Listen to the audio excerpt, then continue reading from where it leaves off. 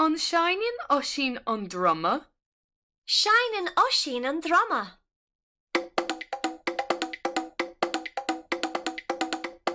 An Seinin Rory an Adog Stáin. Ní hainen Rory an Adog Stáin. An Seinin Rory an Bowran. Seinen Rory an Bowran.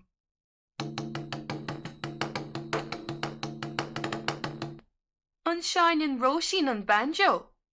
Ní hainen Roisin an banjo. Seinen Roisin an idil.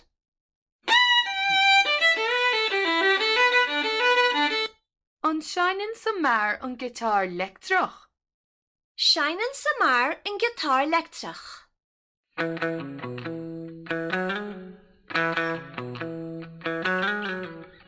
An Seinin tú an piano. Ní hainem an piano. An Seinin tú an Adog Stáin. Seinem an Adog Stáin.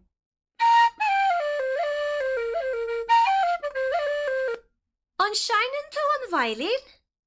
Ní hainem an violin. An Seinen tú an chrit. Seinem an chrit. Erailin.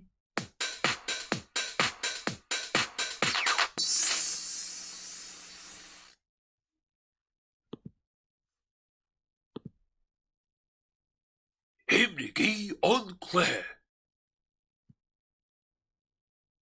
Cad atá imithe. Go ma.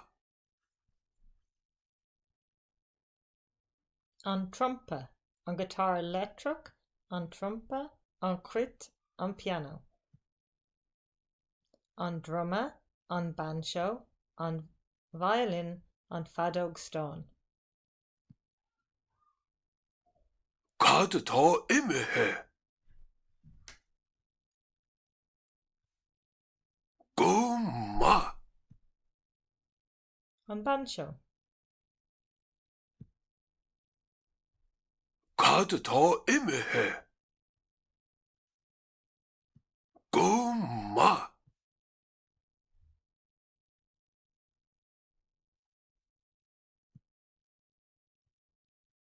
An banjo, violin, an trumpa, an fadog stone. Cad atá imithe. Go ma. An drummer, an guitar electric, an crit, an piano. Cad atá imithe.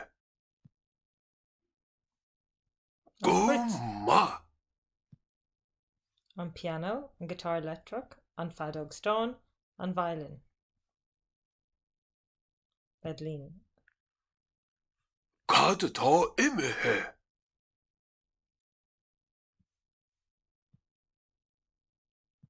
Go ma. An trumpa, an drummer, an crit, an banjo. Cad atá imithe. Go ma. Go hintach ar fad.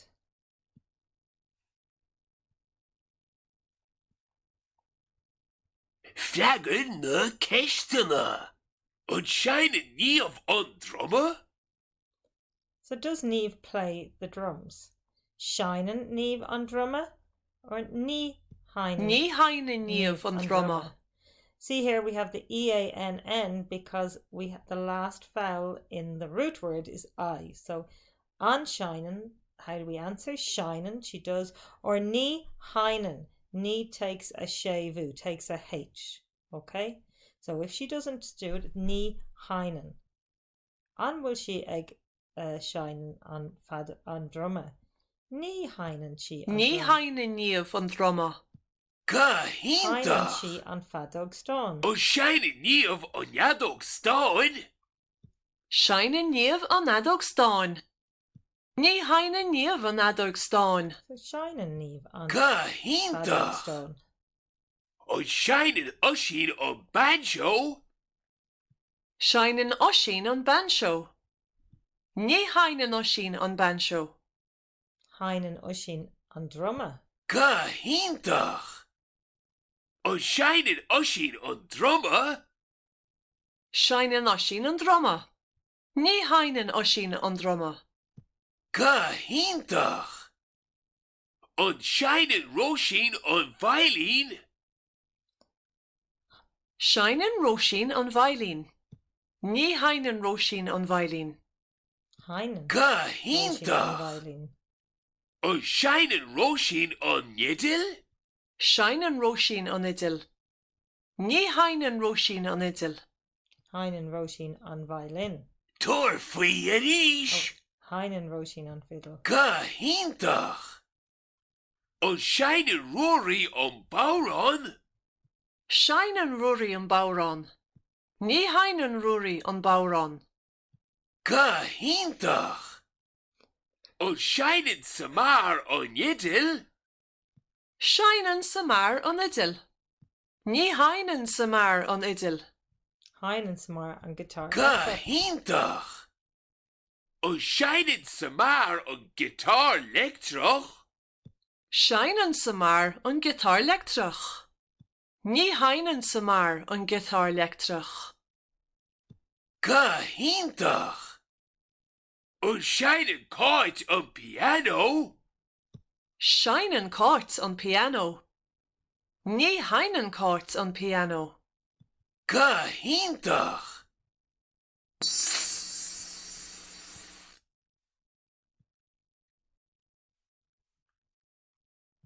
Amshik an fuckle Ceacht. So let's do one. An Shinan Una an banjo. Ní hainan Una an banjo. So here we have on Hainan. That's to ask the question: does she play, or does he, or does whoever play? On Shinan. Ní Hainan. They do not. She does not play. Or Shinan. She does play. So she does not play the banjo. Ní Hainan. Then on An Shinan Una an trumpa. Shinan Una an trompa. so she does play.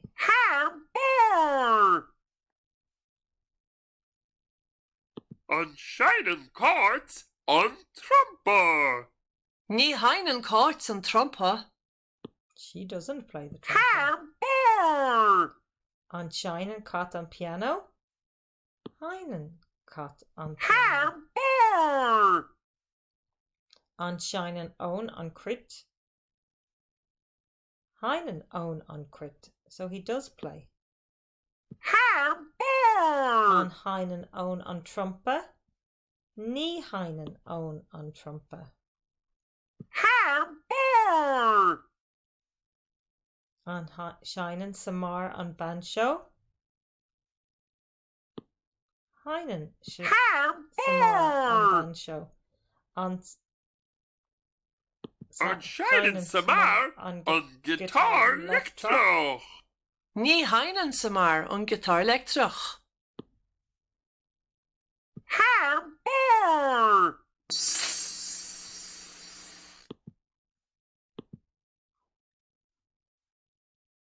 Fraguir má Caitheamh an Shinan Níomh an drummer. What do you think? Ní hine níomh an drummer. Tá. An Shinan Níomh an Neadóg Stáin. Does she play the tin whistle?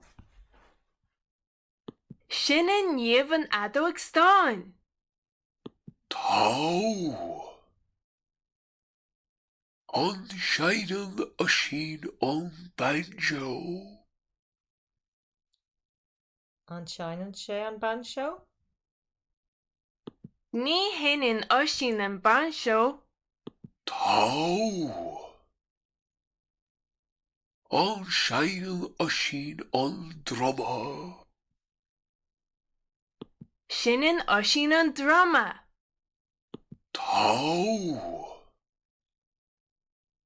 An Shinan Roshin an violin. Shining Roisin on Violin. Tau. On shining Roisin on Yiddle. Shining Roisin on Idil. Tau. On shining Rory on Bowron.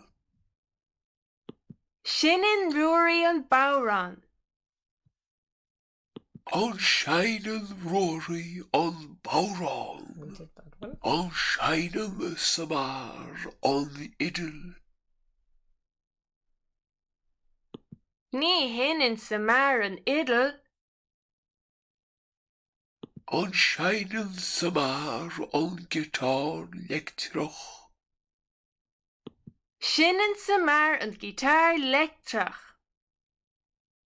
On shining Caitheamh on piano. Shinin Caitheamh an piano. Tau. On shining Rory on Bowron.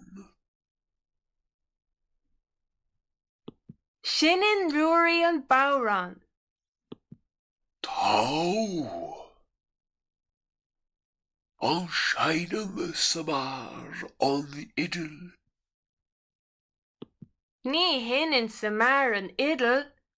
Okay, so what you can do here is just be a kind. So pause the video and try and answer it yourself. So on shining, somewhere on idle, shining shay on idle, och ni heinen shay on idle. He does it. Heinen shay on guitar electroc. Ni heinen shay on idle. So just be practicing saying it along with the characters, practicing your pronunciation.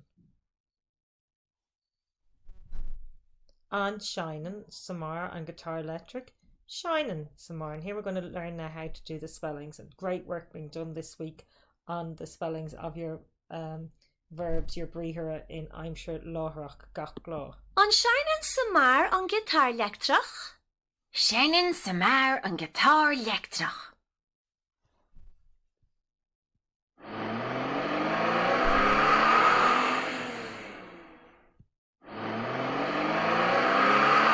Hey, Rose.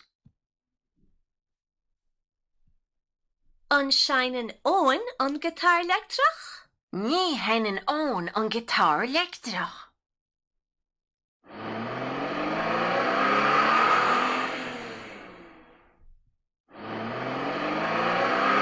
Hey, Rose. On shining Owen on chrit. Shining on chrit.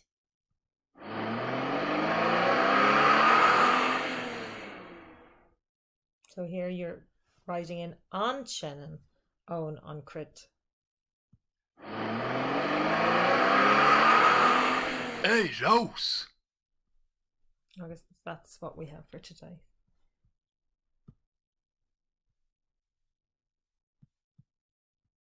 Live immer slán go fóil.